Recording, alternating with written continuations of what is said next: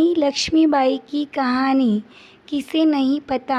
इनका जिक्र आते ही हमें अपने बचपन की वह कविता याद आ जाती है जिसमें कहा गया है कि खूब लड़ी मर्दानी हो तो झांसी वाली रानी थी। तो आइए सुनते हैं रानी लक्ष्मीबाई की शौर्य गाथा।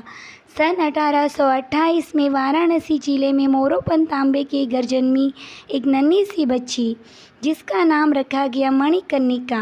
नाम बड़ा होने की वजह से इन्हें मनु नाम से पुकारा जाता था।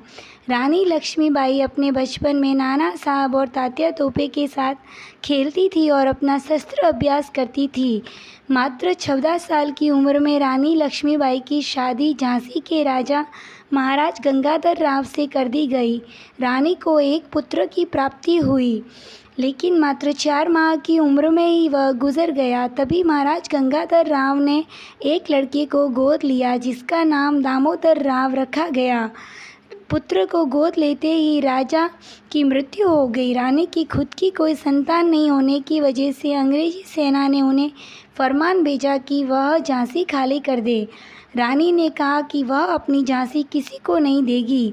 अंग्रेज़ों ने झांसी पर हमला कर दिया। रानी निडरता के साथ लड़ती रही और अंग्रेजी सेना को रानी ने वापस खदेड़ दिया, लेकिन अंग्रेज़ बार बार वापस आते गए और 15 दिन तक युद्ध चलता रहा। अप्रैल 1858 में अंग्रेजी फ़ौज ने झांसी पर अपना अधिकार कर लिया। रानी अपने कुछ भरोसेमंद साथियों के साथ वहां से निकल गई और कालबी आ पहुंची। रानी ने कालबी में रहकर ग्वालियर पर अपना कब्जा करने की योजना बनाई।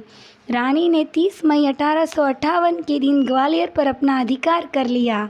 अंग्रेजी सेना के लिए ग्वालियर बहुत ही महत्वपूर्ण था, इसीलिए अंग्रेजी सेना ने ग्वालियर पर हमला कर दिया और रानी निडरता के साथ लड़ती रही। वे अंग्रेजी सेना पर बिजली की तरह टूट पड़ी और युद्ध का दूसरा ही दिन था कि रानी लड़ते लड़ते एक नाले के पास आ पहुंची। वहां पर अंग्रेजी सेना ने रानी को चारों तरफ से घेर लिया और रानी पर वार करना शुरू कर दिया।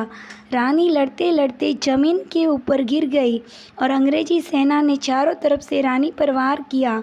रानी मरते मरते पूरी अंग्रेजी सेना का खात्मा कर लिया। रानी नहीं चाहती थी कि अंग्रेजी सेना या अंग्रेजी कोई भी व्यक्ति उनके शरीर को छुए, इसीलिए रानी वहाँ पर एक साधु की कुटिया थी। रानी ने साधु से कहा कि वह इनके शरीर को जला ले। साधु ने रानी के शरीर को जला दिया।